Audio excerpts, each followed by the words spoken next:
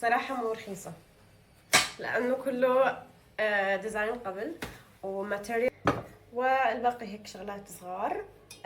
وكمان اشتريت أعتقد الموديل تبعه هيك صاير. خلي أورجيكم. أهلين، كيفكو؟ شو أخباركو؟ شو عاملين؟ اليوم رح نسوي فقرتين، أوكي؟ فاللي مو حاب الفقرة الأولى عادي يسوي سكيب للفقرة الثانية.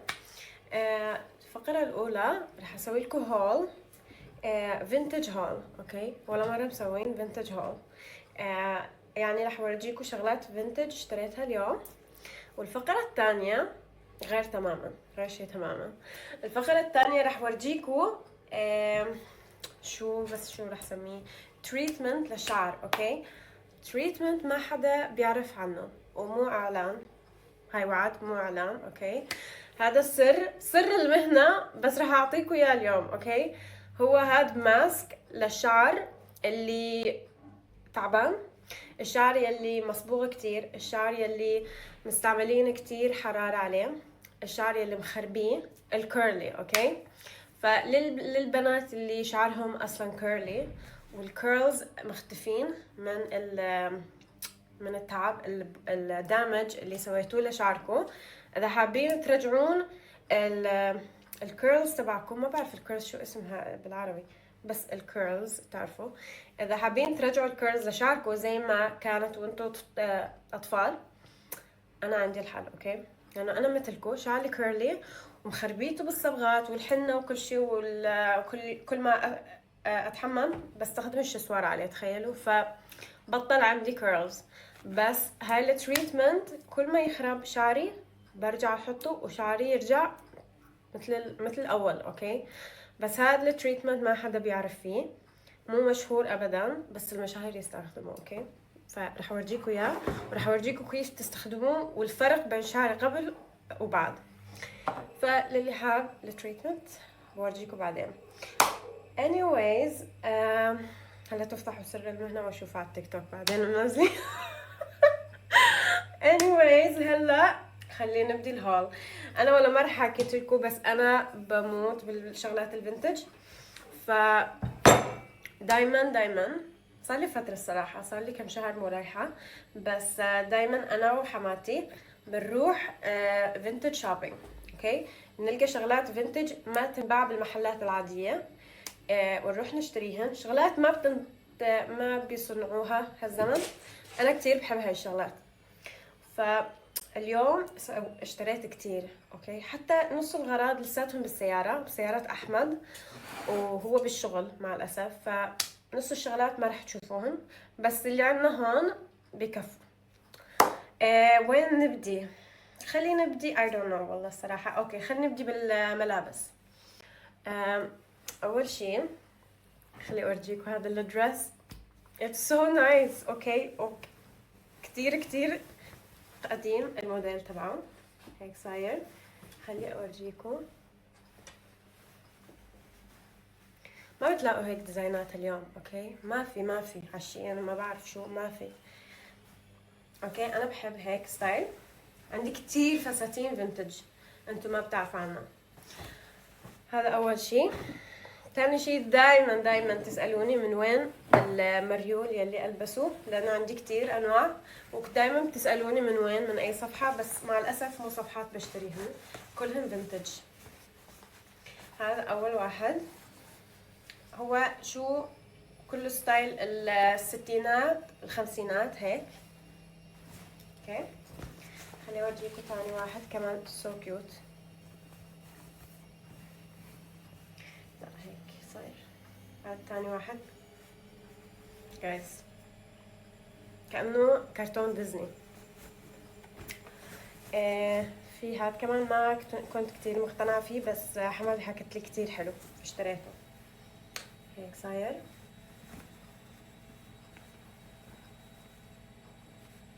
قصير كمان كيوت. واشتريت this is so cute look. هاي بتتعلق وشوفوا شو مرسوم عليها. it's so cute. حبيت هيك شغلات صراحة مو رخيصة، لأنه كله ديزاين قبل وماتيريال قبل. فلما اشتري مثلا شو كنت عم احكي، يس الماتيريال كمان تبع قبل. يعني ما لما اشتري فساتين فينتج او شغلات فينتج من شي ان صح حلوات، بس الماتيريال تبع اليوم هيك بوليستر وكله يعني بلاستيك. بس هدول مو هيك. خلي بس اورجيكم هاي، ان شاء الله رح تفهموا الفكرة اللي خطرت ببالي لما شفت هذا البرودكت. wait look wait لا تحكم قبل ما اورجي. اوكي لوك، حبيت البسها. شكلي طلع مضحك. اوكي بس يعني يكون اوتفيت حلو. اوكي ونظارة نظارة سودا. فهمتوا الفكرة ولا لا، ولا عم تضحكوا انتوا كمان؟ باقي الشغلات هيك شغلات بسيطة. خلي اورجيكوا. اوكي look at this look at this. امت اي سنة اخر مرة شفتوا هيك لمبة؟ احكولي اخر سنة امتى؟ يمكن ولا بحياتكم ما شايفين هيك شي قديم. هاد من الاربعينات. اوكي look so cute. حبيته. الشغلة الثانية انا نفسي بحياتي مو شايفتها، واول ما شفته حكيت لاحمد بدي اياه هلا. look اوه جيت اوقف. جايز هذا تي في، هذا تلفزيون. تخيلوا هذا تلفزيون والراديو. اوكي صارلي اقل شي 20 سنة مو شايفة من هاي الشغلة. شغلته ويشتغل. تخيلوا تلفزيون صح كمان اتس سو حلو. اشتريت كمان. اوكي لوك ات ذس. هاي حماتي اخترته فانوس حلو كتير. حبيت لانه انا يمكن ما شفت من هاد من انا سنتين يمكن، او لا ما مو سنتين بس شي 4 سنين يمكن اخر مرة شفت من هذا الشي. anyway كمان اشتريت هاي وهاي الزرعة تبعي، والباقي هيك شغلات صغار. وكمان اشتريت اعتقد في لوحة سيارة احمد وسلة بيكنيك. الباقي الصراحة ما بعرف شو كمان بالسيارة، بس تقريبا هذا كل شيء. يعني ما بعرف اذا صدقوني اذا احكي لكم انه بس شفت الدنيا بتمطر رحت طلعت برا بالمطر، لانه انا بعشق المطر وهذا جوي المفضل مفضل. فاتبلدت. خليني اورجيكم جوي المفضل. I love this so much. انا اي شي بالمي بحب المي، بعشق المي. فعادة هون. اوكي رجعت لكم. هلا بتحكوا بسم الله مين هاي؟ اول مرة بتشوفوا شعري مفتوح وكيرلي كمان. هو مو كيرلي بس فريزي هلا لانه طلعت بالمطر. بس اوكي هلا شو بدي ابدي الماسك تريتمنت. هي مو ماسك لا اللي هي تريتمنت بس صراحة راح اورجيكم اياه. مو اعلان اوكي مو اعلان ضروري هاي النقطة مو اعلان، يعني هاي بس نصيحة عشان افيدكم لانه ما حدا بيعرف بهذا البرودكت صراحة، مو كتير بيتكلموا عنه. هو هاد اعملوا له سكرين شوت اذا حابين. اسمه افوغي 2 step protein treatment. اوكي هاد شو بيرجع الشعرة زي ما هي. اوكي يعني البريكج اللي بالشعر بيشيلوا. اوكي بيرجع الشعرة زي ما هي. المهم ما عم اقدر اشرح لكم بالعربي لانه كلمات صعبة ما بعرفها. بس it stops hair breakage and تبني الشعراية من اول. اوكي، الستركتشر تبع الشعرة بيبنيها من اول وجديد. اوكي، فهاد يمكن نص العلبة عندي. مستخدمته كم مرة، ما بستخدمه كتير لانه المفروض بس تستخدميه، يعني بس تستخدميه مثلا اليوم لازم تستني 3 أسابيع لحتى فيكي تستخدميه مرة تانية، لأنه مو منيح تكثروا كمان منه، بيصير الشعر هيك فريزي إذا بتكثروا البروتين بالشعر. فأنا ليش بدي أستخدمه؟ ليش؟ انتو هذا السؤال المهم، ليش؟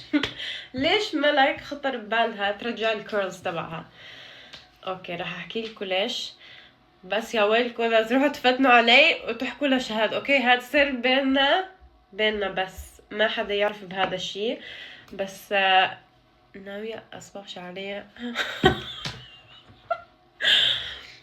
wait ناوية اصبغ شعري اسود. اوكي ارجعوا اللون الاسود الاوريجينال، بس ما تحكوا لا شهاد اوكي، لانه ما حكيت لها وراح تعصب علي اكيد. فهذا السر بيننا. انا اي لون بصبغه ما بعرف، بحس انه لازم ارجع لون الاسود، لانه انا اعشق لون الاسود. انا والاسود ما فيكم تفرقوا بيناتنا، احنا هيك من انا و 14 سنة انا بصبغ شعري اسود، فما فيني اترك هاللون. I love it so much. وشكلي ما بعرف، مو متعودة عليه. صح هذا اللون حلو I love it، بس ما متعودة عليه. وما بعرف اي ما بعرف I don't like my face اذا مو بالشعر الاسود. يعني بطلع هيك على الصور القديمة تبعي وانا بالشعر الاسود وهيك عن جد بحزن. فقررت انه رجعوا لون الاسود. اوكي بس مو اليوم، لانه حابة مو بس رجعوا لون الاسود، حابة انه ارجعوا لون الاسود وارجعوا كيرلي. خلاص ما بدي اسرح شعري، تعبت من هاللوك. فحابة ارجع، لانه انا فترة كنت حاطة هيك كنت عاملة شعري اسود وكيرلي وطويل، وكتير كنت بحب شعري هالفترة، كان كتير حلو حلو حلو. فحابة ارجعه نفس هذا الوقت. فاول شي بدنا نغسل الشعر بالشامبو من دون بلسم. اوكي ضروري من دون بلسم. فهلا بدي اروح لا مو اصبغ، تحمسنا شوي. بدي اروح اغسل شعري وبعدين برجع لكم نحط هذا التريتمنت واشرح لكم كيف بتحطوه، لانه مو زي اي تريتمنت لازم تحطوه بشو واي معين. اوكي هلا برجع لكم. اوكي هلا غسلت شعري بشامبو بس بدون بلسم، بدي مشطه هيك شوي. بعدين رح نحط التريتمنت. يا الله، رح نحط التريتمنت وشو بدنا نمشطه شوي كمان شوي بالتريتمنت، لانه مش هذا شو بس ينشف على الشعر بيصير مثل الحجر. اوكي ما فيه يتحرك، يعني بس تحركوه الشعرها فيها تنكسر اذا بتحركوه. فرح احط التريتمنت وبعدين رح نشفه بالشسوار عشان ما بدي استنى، والملمس كتير كتير بكرهه، لهيك ما بسوي هالتريتمنت كتير، لانه هيك مدبق كتير. شوفوا اوكي ما بحب هالبارت كتير كتير، بكره الملمس تبعه. اوكي بدي لا خلينا نبدا من ورا احسن، هيك احسن ان شاء الله. بس اصبغ شعري اظل فك شعري. اوكي رح احاول. لانه انا بحب هاي التسريحه. بس رح احاول فك شعري. اوكي هاي وعد مني. نسيت النفس. يا الله هلا دبقت الدنيا كلها. لا خلي ما بعرف. اوكي خلينا نعمل هيك. بعدين هو شو اسمه 2 step treatment، يعني في 2 products بهالتريتمنت. بس انا شو عملت؟ اشتريت بس التريتمنت الاول وهو هذا، لانه الثاني بيجي مثل الماسك او بلسم، وانا عندي شيء احسن من هالبلسم فما اشتريته. بس اذا انتم حابين يعني اشتروا، بس يعني اذا عندكم البرودكت يلي رح استخدمه بعدين استخدموه، هو احسن من التريتمنت تبعه. هلا بدنا نغطي الشعر كله وركزوا على النهاية. انا شو بغطي كل شعري وبعدين ارجع على الاندز واحط لهم كمان شوي. لا شعري بده يوقع.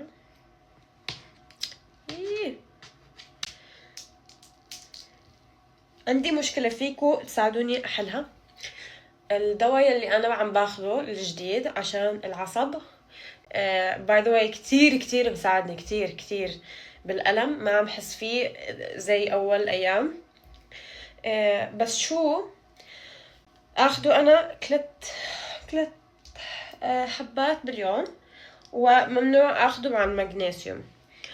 فأنا شو من بديت الدواء لحد اليوم ما عم أخذ الفيتامينات تبعي، وأنا مع إنه عاملة دايت، وإذا ما باخذ فيتامينات شعري كله بيتساقط.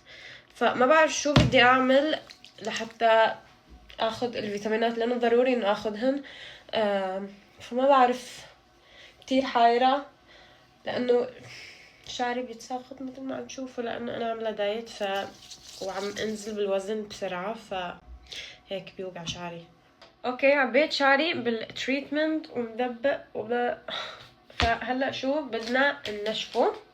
فيكم تخلوه ينشف، بس انا شخصيا بحب نشفه بالمنشفة، لا مو منشفة، بالشسوار، لانه بيطول كتير وما بحب هذا الشعور المدبق. هلا فرح نشفه بهاي، يمكن اعتقد رح نشوف.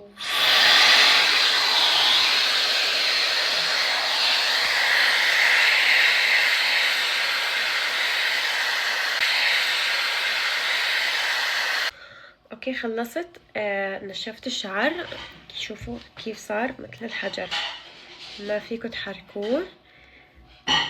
هلا شو رح اعمل؟ رح روح اغسل شعري بالمي بس من دون شامبو ولا بلسم. بعدين رح احط هاد. فيكم تستخدموا اي ماسك عندكم بالبيت، المهم يكون مرطب، انه مويسترايزنج للشعر. فرح استخدم هاد للكيرلي هير، هذا الشعر الكيرلي. رح احط منه شوي بس بالاطراف، وبعدين اخليه شي 10 دقائق ربع ساعة، وبعدين رح استخدم شي تاني بعدين اورجيكم. هلا المهم رح اروح اغسل المادة اللي انا حاطتها. خلصت، حطيت الماسك الاصفر اللي ورجيتكم اياه، رح خليه بشعري لمدة شوية اطول، وبعدين رح ادخل الشاور بس اغسل شعري من دون شامبو بس مي. وبعدين بس اطلع الشاور رح احط من هاد K18، اكيد بتعرفوه سامعين كتير عنه. هير ماسك ليف ان، يعني رح احطه وبكون مخلصة، يعني ما رح اغسله، اخليه بشعري. وبحط انا لشعري كله بحط بامب واحد ويكفي. بتعملوا هيك لحد ما يصير ابيض بالايد، بتخلوه على الاطراف اكتر شي. وبنكون خلصنا التريتمنت. انا من هلا عم شوف الكيرلز الحمد لله شوية احسن، بس بنشوف بكرة.